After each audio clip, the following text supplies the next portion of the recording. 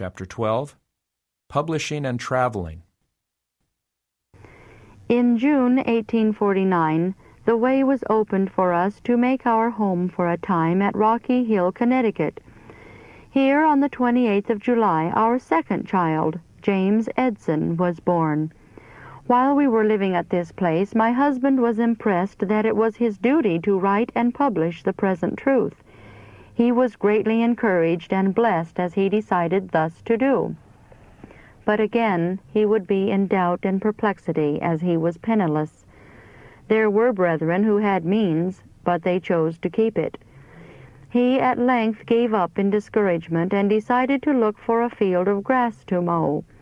As he left the house, a burden was rolled upon me, and I fainted.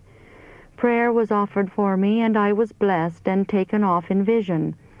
I saw that the Lord had blessed and strengthened my husband to labor in the field 1 year before, that he had made a right use of the means there earned, and that he would have 100-fold in his life, and, if faithful, a rich reward in the kingdom of God, but that the Lord would not now give him strength to labor in the field, for he had another work for him, that he must walk out by faith and write and publish the present truth.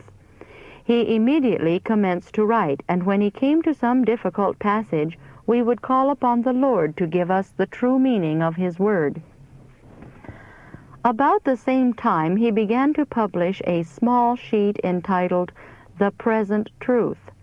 The office of publication was at Middletown, 8 miles from Rocky Hill, and he often walked this distance and back again, although he was then lame.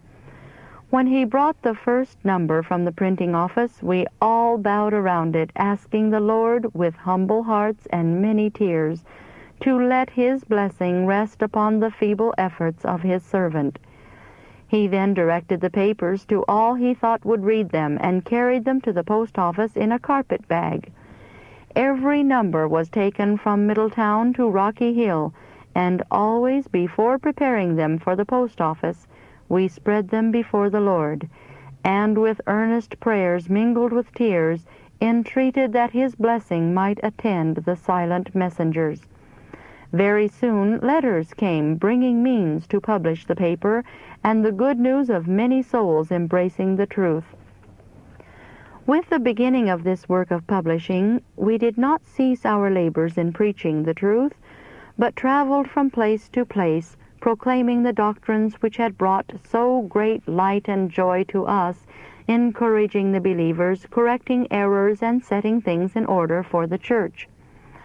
In order to carry forward the publishing enterprise and at the same time continue our labors in different parts of the field, the paper was from time to time moved to different places. In 1850 it was issued at Paris, Maine. Here it was enlarged and its name changed so that it now bears the Advent Review and Sabbath Herald. The friends of the cause were few in numbers and poor in worldly wealth, and we were still compelled to struggle with poverty and great discouragement. Excessive labor, care, and anxiety, a lack of proper and nourishing food, and exposure to cold in our long winter journeys were too much for my husband, and he sank under the burden. He became so weak that he could scarcely walk to the printing office. Our faith was tried to the utmost. We had willingly endured privation, toil, and suffering, yet our motives were misinterpreted, and we were regarded with distrust and jealousy. Few of those for whose good we had suffered seemed to appreciate our efforts. We were too much troubled to sleep or rest. The hours in which we should have been refreshed with sleep were often spent in answering long communications occasioned by envy, and many hours while others were sleeping we spent in agonizing tears and mourning before the Lord.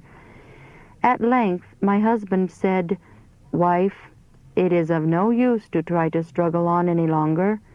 These things are crushing me and will soon carry me to the grave. I cannot go any farther.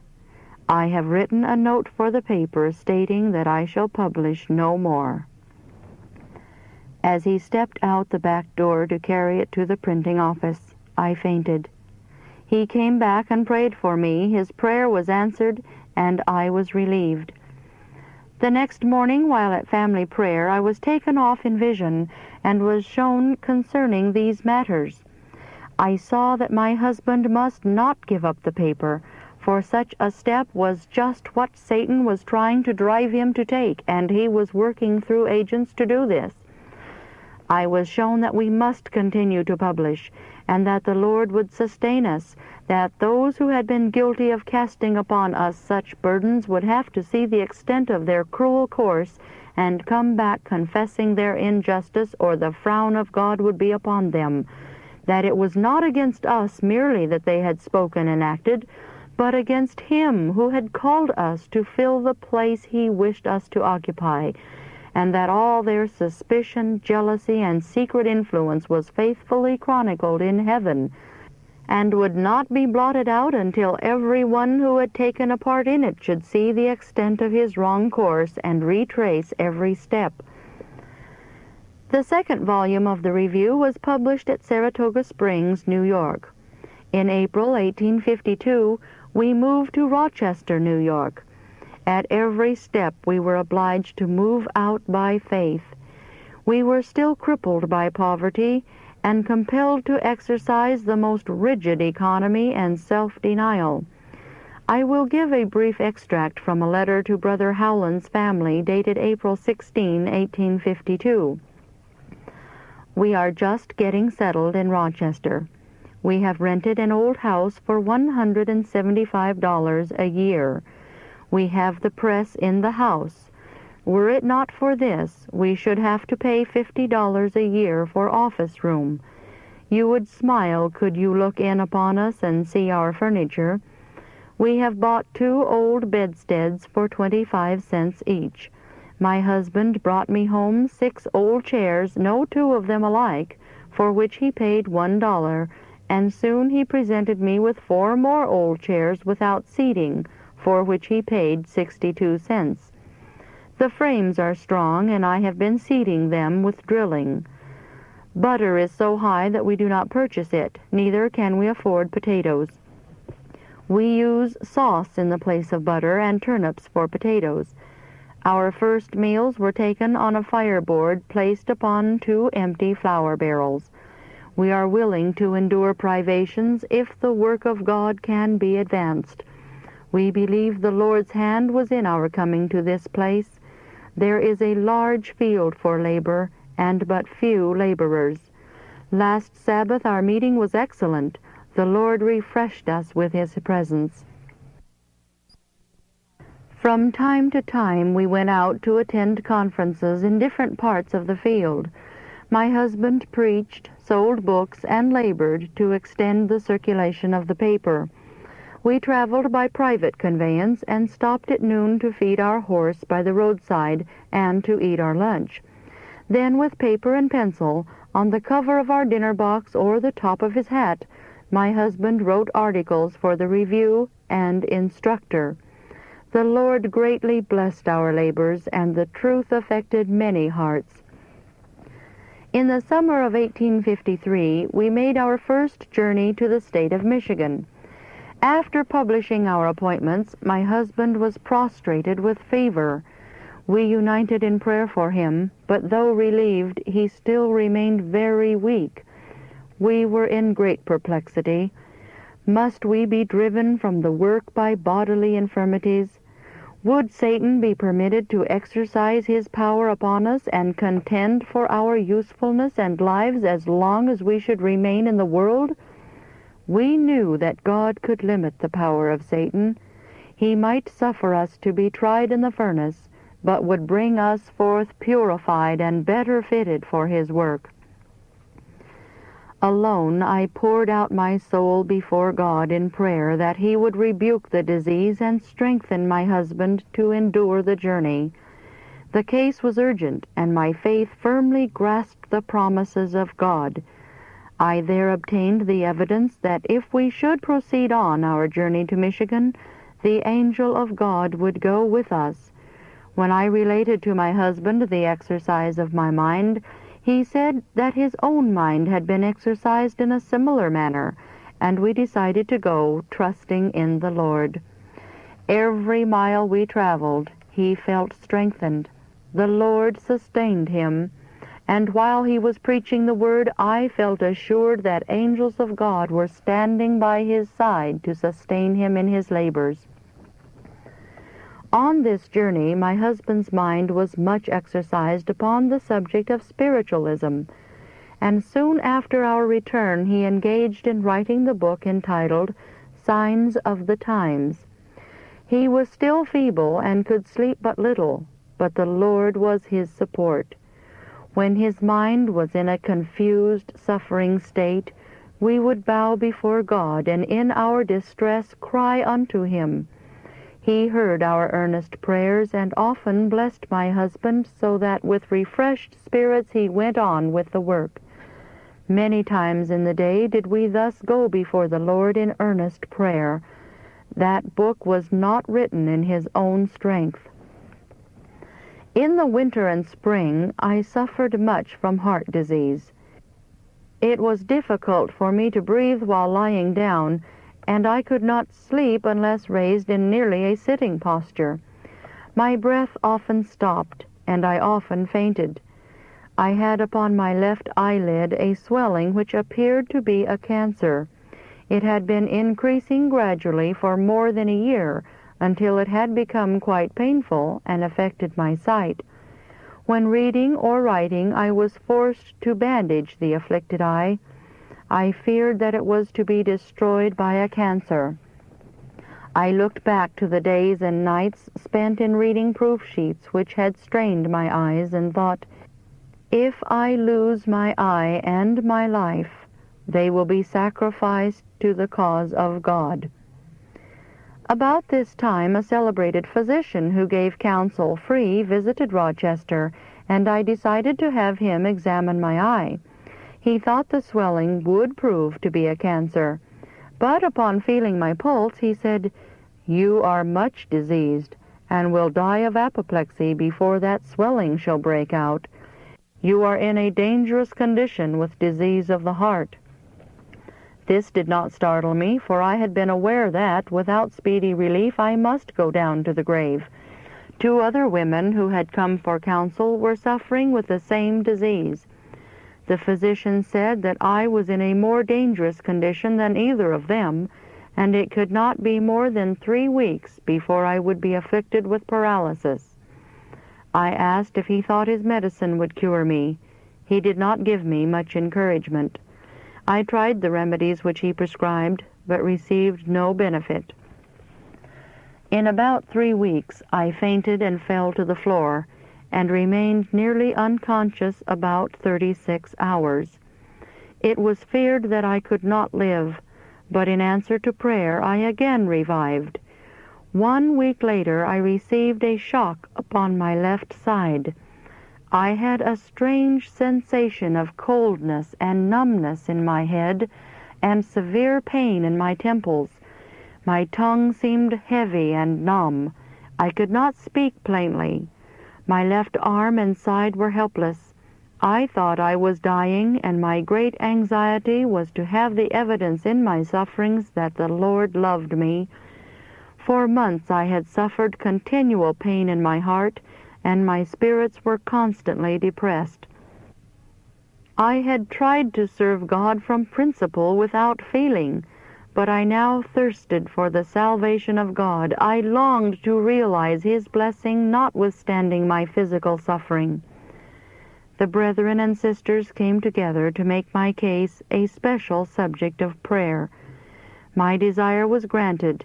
I received the blessing of God and had the assurance that He loved me, but the pain continued, and I grew more feeble every hour. Again the brethren and sisters assembled to present my case to the Lord. I was so weak that I could not pray vocally. My appearance seemed to weaken the faith of those around me. Then the promises of God were arrayed before me as I had never viewed them before. It seemed to me that Satan was striving to tear me from my husband and children and lay me in the grave, and these questions were suggested to my mind. Can you believe the naked promise of God? Can you walk out by faith, let the appearance be what it may? Faith revived. I whispered to my husband, I believe that I shall recover. He answered, I wish I could believe it. I retired that night without relief, yet relying with firm confidence upon the promises of God. I could not sleep, but continued my silent prayer. Just before day, I fell asleep. I awoke at sunrise, perfectly free from pain. The pressure upon my heart was gone, and I was very happy. Oh, what a change! It seemed to me that an angel of God had touched me while I was sleeping. I was filled with gratitude. The praise of God was upon my lips. I awoke my husband and related to him the wonderful work that the Lord had wrought for me. He could scarcely comprehend it at first, but when I arose and dressed and walked around the house, he could praise God with me. My afflicted eye was free from pain. In a few days the swelling disappeared, and my eyesight was fully restored. The work was complete. Again I visited the physician, and as soon as he felt my pulse, he said, Madam, an entire change has taken place in your system, but the 2 women who visited me for counsel when you were last here are dead. I stated to him that his medicine had not cured me, as I could take none of it. After I left, the doctor said to a friend of mine, Her case is a mystery. I do not understand it. We soon visited Michigan again, and I endured long and wearisome journeys over the rough log ways and through mud sloughs, and my strength failed not. We felt that the Lord would have us visit Wisconsin and arranged to take the cars at Jackson at 10 in the evening. As we were preparing to take the train, we felt very solemn and proposed a season of prayer. And as we there committed ourselves to God, we could not refrain from weeping. We went to the depot with feelings of deep solemnity. On boarding the train, we went into a forward car, which had seats with high backs, hoping we might sleep some that night. The car was full, and we passed back into the next, and there found seats. I did not, as usual when traveling in the night, lay off my bonnet, but held my carpet-bag in my hand as if waiting for something. We both spoke of our singular feelings. The train had run about 3 miles from Jackson, when its motion became very violent, jerking backward and forward, and finally stopping. I opened the window and saw one car raised nearly upon end. I heard agonizing groans, and there was great confusion. The engine had been thrown from the track, but the car we were in was on the track, and was separated about 100 feet from those before it. The baggage car was not much damaged, and our large trunk of books was uninjured. The second-class car was crushed, and the pieces with the passengers were thrown on both sides of the track. The car in which we tried to get a seat was much broken, and one end was raised upon the heap of ruins. The coupling did not break, but the car we were in was unfastened from the one before it, as if an angel had separated them. 4 were killed or mortally wounded, and many were much injured. We could but feel that God had sent an angel to preserve our lives. We returned to Jackson, and the next day took the train for Wisconsin. Our visit to that state was blessed of God. Souls were converted as the result of our efforts. The Lord strengthened me to endure the tedious journey.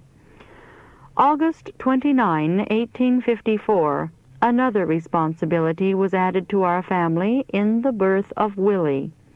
About this time, the first number of the paper falsely called The Messenger of Truth was received. Those who slandered us through that paper had been reproved for their faults and errors. They would not bear reproof, and in a secret manner at first, afterward more openly, used their influence against us. This we could have borne, but some of those who should have stood by us were influenced by these wicked persons. Some whom we had trusted, and who had acknowledged that our labors had been signally blessed of God, withdrew their sympathy from us and bestowed it upon comparative strangers. The Lord had shown me the character and final come out of that party, that His frown was upon those connected with that paper, and His hand was against them.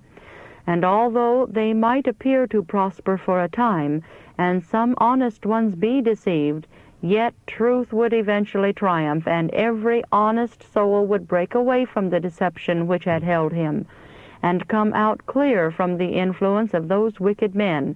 As God's hand was against them, they must go down.